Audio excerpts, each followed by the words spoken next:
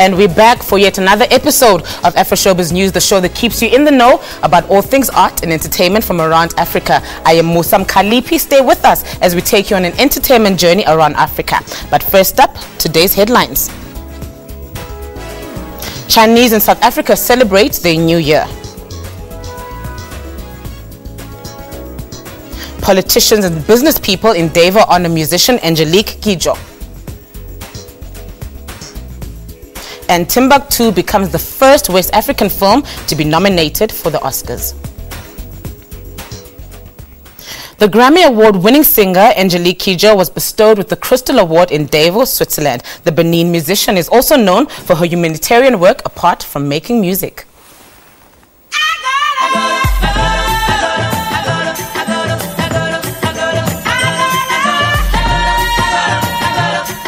The Crystal Award recognizes artists for not just their body of work, but also for the work and dedication in making the world a better place. Kidjo received the award at the ceremony in Davos, Switzerland. This is where head of states, businesses and academics are presently meeting at the annual World Economic Forum. They seek to improve the state of the world.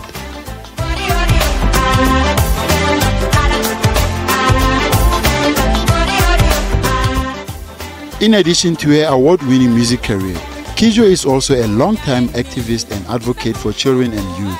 She was appointed to the role of UNICEF Goodwill Ambassador in 2002. Her focus was on girls' education.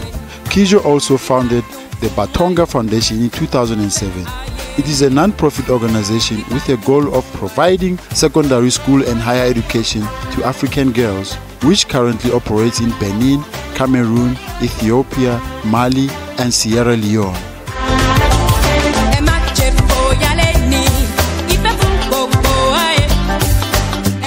The UNICEF further reiterates that the World Economic Forum decision to honor Angelique Kidjo during the 21st anniversary edition of the Crystal Award is a testament not only to her exceptional artistic talent, but to also her tireless humanitarian activities.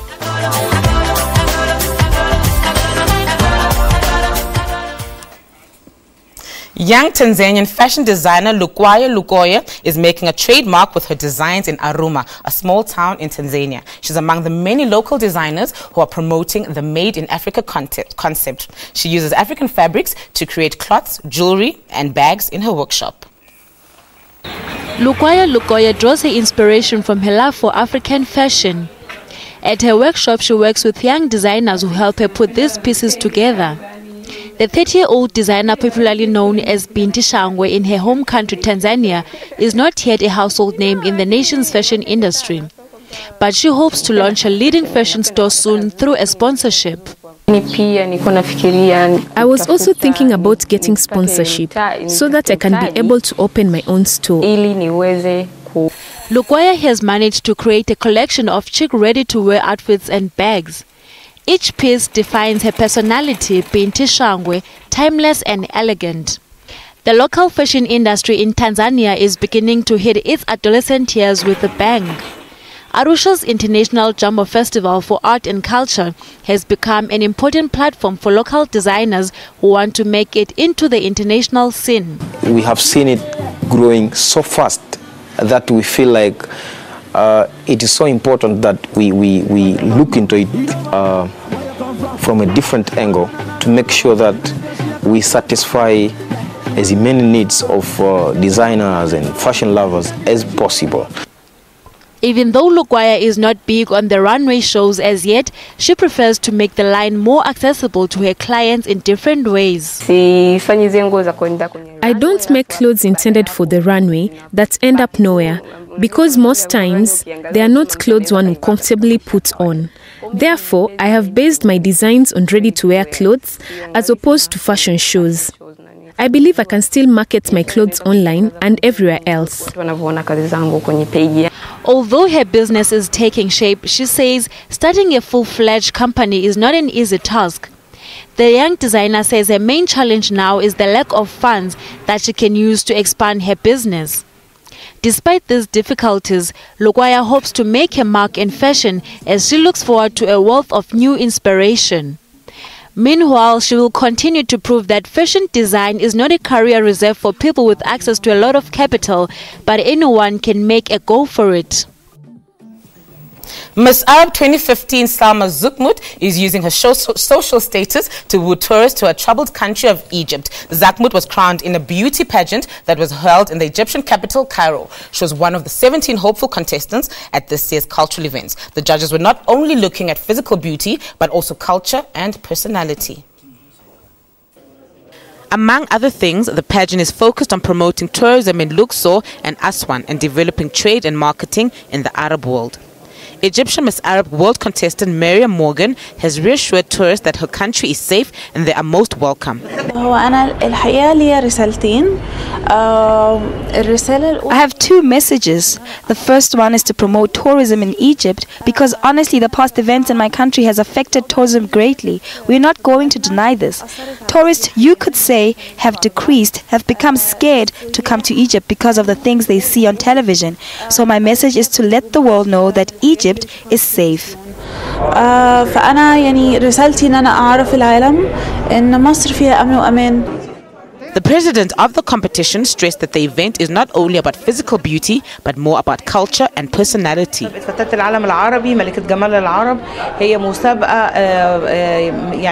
Miss Arab World Competition is a competition within our traditions as Arabs, and it's competition that raises a sense of culture in our women, as well as balanced manners and volunteer work. It's far away from superficial aspects of physical appearance. On the contrary, it's a call for intellectualism and Arab unity in an annual event. دعوة للم الشمل العربي في حدث من الأحداث اللي بتهمهم على الساحة العربية كل سنة. Speaking before the competition, Moroccan Salma Zukmut, the eventual winner, said she too was hoping to promote tourism. If I became Miss Arab, God willing, the first thing I would do is try to pay attention to Morocco and Egypt at the same time. We've heard recently that there were tensions between Egypt and Morocco, and the solution is that the youth like us should try to reunite them through tourism. Morocco has tourism and Egypt does too. Why don't these two countries cooperate in this area? Tourism, however, was not the only concern of the contestants. Sarah Nakla from Syria said she was hoping that the competition would be an opportunity to show that Syria was still a country of culture despite the violence that has taken place over the years.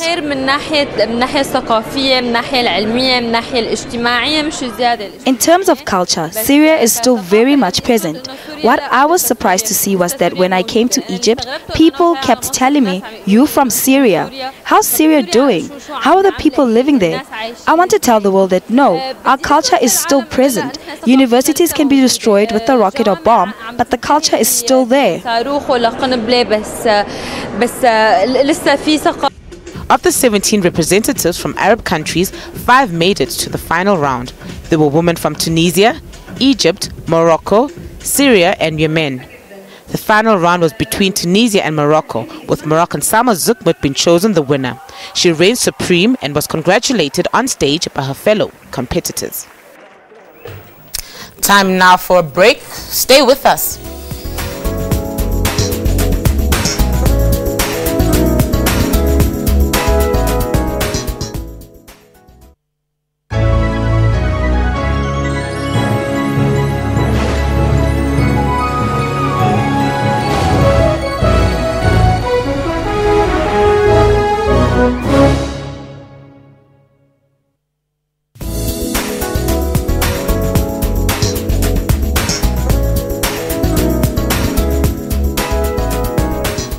Welcome back. Chinese people in South Africa started their New Year celebrations with a riveting action-packed performance. This carnival event was a build-up to the actual annual New Year, which takes place on the 17th of February. They'll be entering into the New Year of a goat. Chinese use the lunar calendar and not the Gregorian calendar, which is internationally used. The occasion also endorsed an agreement that South Africa and China signed to exchange cultural events. Last year, December, South Africa showcased its tradition and culture through dance and music in China. The occasion went by the theme, The South African Year in China. This year, it is China's turn to do the same. This week, South Africa kick-started the cultural exchange program with the Chinese New Year celebration and Kung Fu show held at the Lyric Theatre in Johannesburg. The celebration was an eclectic mix of South African variety of performing artists and China's finest Kung Fu artists. The colorful display were accompanied by an action-packed performance driven by body movement from different Kung Fu techniques. Wushu technique was first on the lineup, setting a tone for a variety of much more narrative-driven body movement. The Tai Chi Chuan was an ensemble piece which led to closing performance that blew the crowds away.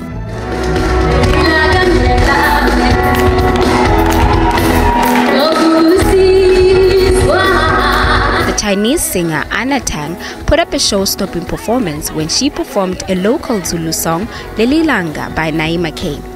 The diverse audiences included several dignitaries. Amongst them was Gauteng MEC Paul Mashatile, who stressed the importance of nurturing the relationship that South Africa has built with China over the years. In particular, this year, we've got what we call the South Africa-China season, where a lot of South African artists will be going to China, and I think the coming year, a lot of artists will be coming here. So we want to see that relationship growing between China and South Africa so we can learn from one another, particularly because China is a very cultural nation and South Africa too. So I think between the two countries, there'll be a lot to learn from one another. Chinese people are still in 2014 or Year of the Horse, and because they are not back home, they say they'll grab any opportunity they get to prepare and celebrate the forthcoming Year of the Goat. And now joining me in studio to talk about the celebrations that took place this week is choreographer and director of the event, Paul Mujaji. Now, unfortunately, the chairperson of the South African Gongdon Chamber of Commerce, Billy Wang, could not join us. But welcome to you, Paul. Thank you, and thank you so much for joining us. Now, Paul, please just take us through what is the significance, or what was the significance of the event? Well, so this is actually quite big for us. Last year, the President of South Africa and the President of China launched what is now called our bilateral relationship between China and South Africa through what was called the South African Year in China year, basically. So for the whole year, we had some of our amazing artists, such as The Soil and whatnot, going to China to basically represent our culture in South Africa. And I actually had the honor of creative directing what was our closing ceremony in December. That saw us take about 11 South African acts to China to do a presentation. So this year officially marks the China Year in South Africa, which will then see them exchange and bring us forth in South Africa some of their best cultural programs. So this marks the first one basically for the year. We have the official opening in March, but the Kung Fu show, which now celebrates the Chinese New Year, was the first event on the calendar for the whole year. All right, now what has been different about this year's celebration compared to the ones that happened last year? I think to obviously interface with this much Chinese culture was, of course, interesting, because as much as the Chinese were kind enough to let us infuse a bit of our South African acts as part of the Kung Fu show, it was really interesting to see 18 of some of the best Kung Fu acts and techniques you find in China showcased at this particular event this week. All right, now why do you think, this relationship between South Africa and China is so important? I think for so many reasons, because as you know, we recently signed a treaty with China that's going to look into an economic exchange between us and China. And of course, if you're going to bring in two countries together, for economic empowerment reasons, you need to make sure that at a social level we understand each other. So as you know, the Chinese are a big part of our country and our history, and for the past 20 years we've done a lot of business between China and South Africa. So this sort of direction of creating celebrations and programs like this is to entrench our cultural relationships and to make sure that we get to understand each other as a human being first before we can even talk economically. All right. Now, Paul, you directed the show, so you basically know it in and out. What was, the main thing that stood out at the celebrations earlier this week? I think just the rich culture behind all these different techniques, because many of us are sort of, the only relationship we have with Kung Fu is from a number of Chinese films that we see, but to actually get to understand some of the historical background and significance behind the different techniques, and to even learn that there's as many as over 18 techniques of Kung Fu was really quite fascinating. And I think for me to sit there as a director and watch the South African audience take in, as you were there, and I'm sure would have realized, was really fascinating to see that, you know, we got it and we enjoyed actually seeing this art form. But now, how did you get involved, you know, as a director? What have been, you know, some of the highlights for you?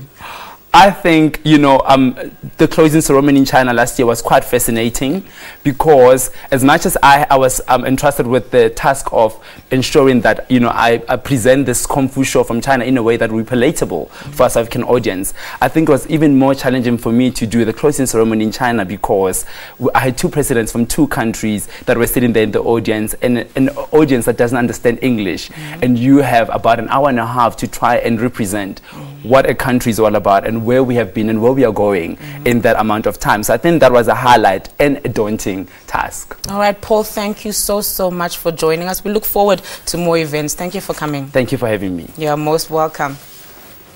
The much coveted Academy Awards are upon us once again, and already there are lots of expectations and surprises under wraps. On a rather unusual move, a film made in Mauritania called Timbuktu has made it to the list of Oscar nominees.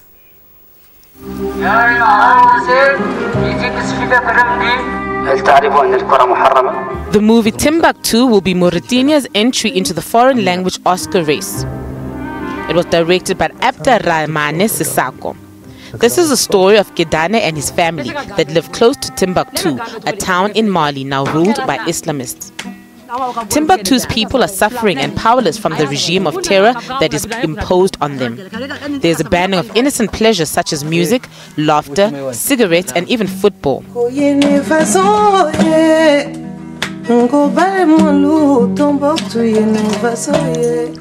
This has made life difficult for the people who reside in the country. Some of the incidents in the film were borrowed from actual events that happened in Timbuktu. The film made history when it was announced as an Academy Award nominee for this year's prestigious awards. This Franco-Mauritanian film has been nominated along other foreign films from Russia, Europe, and South America.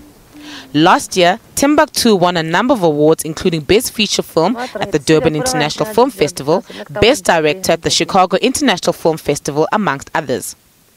Sissako says he's very touched that the Academy has given Timbuktu a chance at winning one of the highest awards in the world.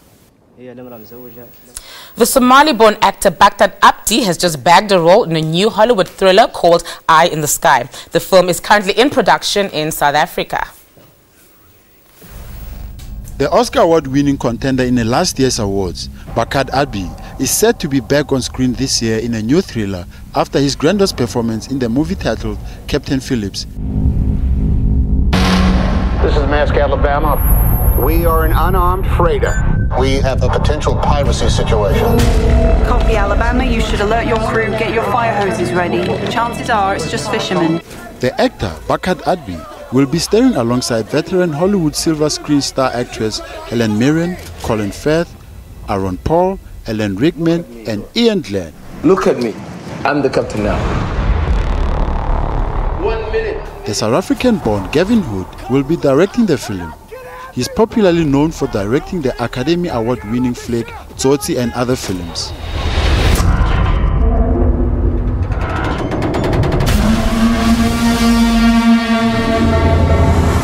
Eye in the Sky is an action movie about a drone mission whose goal effectively changed due to a new findings about their target. Colonel Catherine Powell leads a secret drone mission to capture a terrorist group led by Jamaat Farah living in a safe house in Nairobi, Kenya. There's got to be something other than kidnapping people. Maybe in America. Maybe in America. You're still watching Afroshowbiz News. Now, if you have missed any of our shows, be sure to catch them on our YouTube channel by simply searching for Afroshowbiz News. Time now for another ad break, but do stay tuned.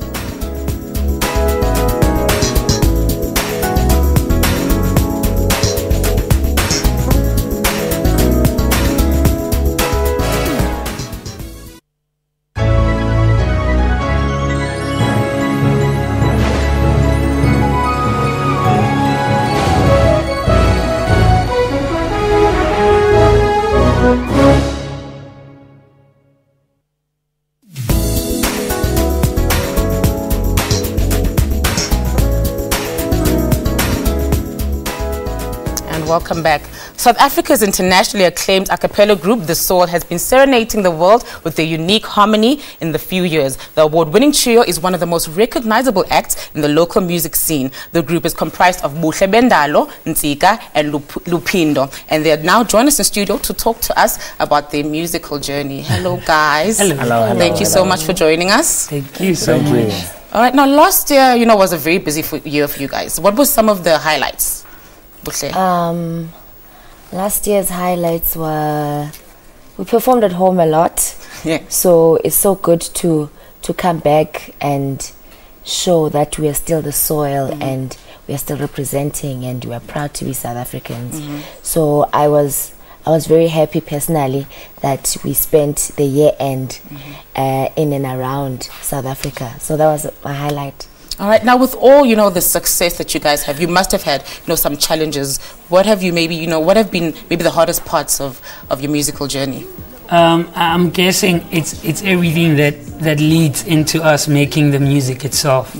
The music that we do is very authentic and genuine, and it draws inspiration from our personal experiences, the group's dynamics, and so when you speak about us sitting down when we have problems, that's one of the hurdles that other groups do not even speak about, but we are not even shy to talk about it because that's the bond that continues to tighten us together, because besides highlighting other factors, people trying to come in and putting auto-tune onto our voices, trying to dodge fraudulent people that wanted to sign us until we found native rhythms. But essentially, it has always been about us, about focusing on the vision that we have for the group and making sure that we respect the workspace and honor the music that we've been blessed with. All right, now guys, most of your music is done in vernacular. Does that not maybe create a barrier, for international markets? How do you deal with that? Nah, it doesn't even create a barrier, because your late Mama Miriam Makeba, they sang in Vernac and Xhosa just to send the message out there to the world. And I believe that those people outside there, they need this kind of music, and they love it when we sing Xhosa. Yeah. All right. Now, a cappella is not something that the youth, generally, well, maybe now they're getting into it because of you guys, but, it's not generally something that they listen to. So you should be proud because, a lot of people listen to your music. You must be really proud that, that it's attracted the younger generation as well. Yeah, I mean, we're young ourselves, if I may say so. And we were inspired by things that were around us as the youth, things that affect us and things that concern us as the youth. So it's easy for them to connect to the stories that we tell. And we tell genuine stories that happen on an everyday basis. So that's why it's so, the music is so approachable and so touching to them. Yeah. Now it's 2015. What can we expect? What can we expect this year? We've just in fact, our album, which is the second one, titled Nostalgic Moments, it has been out for just under 4 months, but it's sold platinum already. Yeah. So people are loving it. So the plan is to do a Nostalgic Moments tour and perform that live music for everyone across East South Africa yonke, and it's brilliant to know that people will not just be listening to the CD, but they will also get live interpretation of the music and get to know us and where we were mind and mental state wise when we wrote the music. Now, speaking of tour, where are you guys planning to go? Like where are you guys gonna first go? We're gonna go to UK, London. In March, yeah? Yeah, in March. Yeah, then maybe China again. Yeah. Yeah, man, and maybe Apollo Theatre for the third time. Yeah. All right. Now, you guys are already a group, but there must be some artists that you look up to. Who would you like to work with in the near future?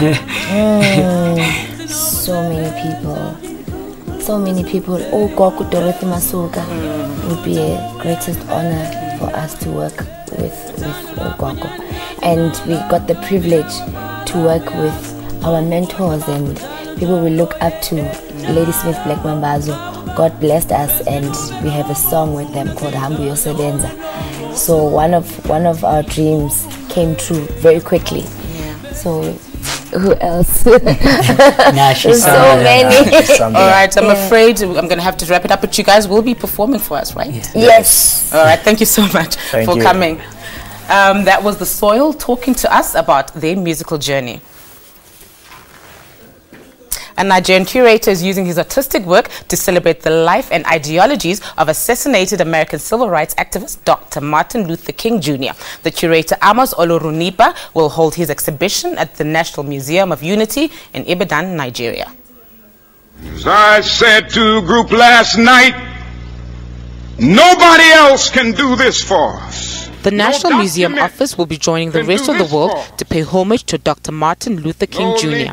The day is usually celebrated on the third Monday of January. This is around Dr. King's birthday on the January 15th. U.S. labor unions campaigned that the day be declared a federal holiday after Dr. King was assassinated in 1968. Down into the inner resources of his own soul and sign with a pen and ink of self-assertive manhood his own emancipation. He is known for his role in the advancement of civil rights using non-violence and his Christian beliefs. My moral commitment, and I take my ministry very seriously. I would not say that the civil rights movement is dead. It's simply that we are moving to a new phase of the movement. Olorunipa expressed his delight in the stopping of segregation between whites and blacks in the United States of America.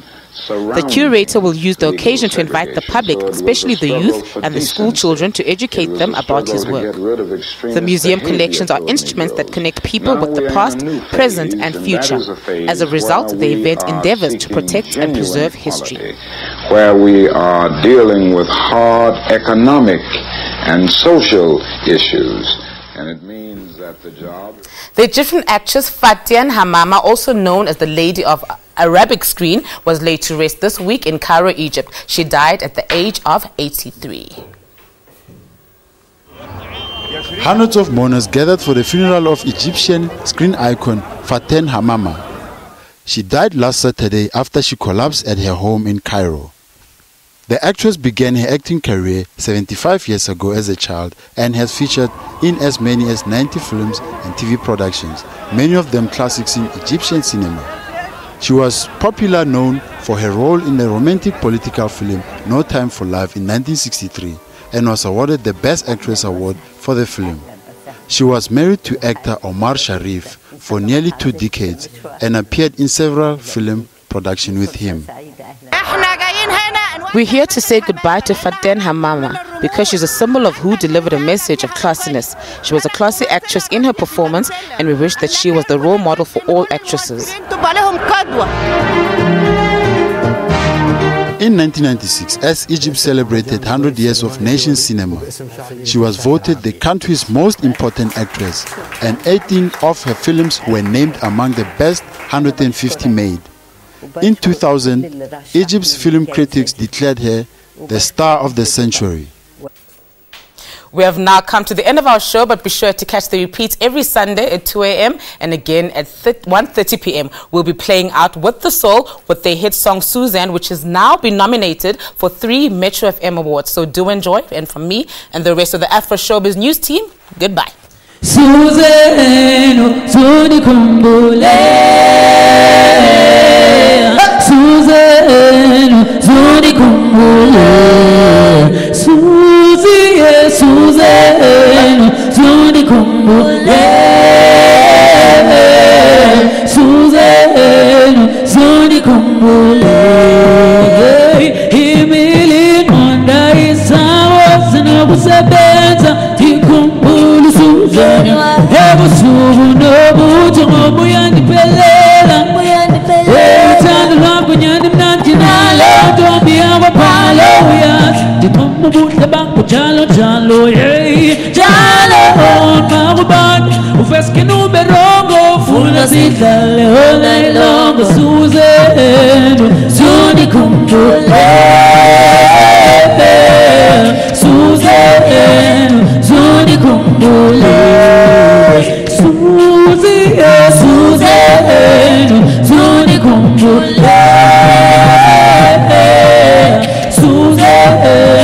Zuni kumbule, tulandi file, magutala nimkile tulandifile magutala niminyage pelime tulandifile diafum magutala nimkile tulandifile tibuyele kaya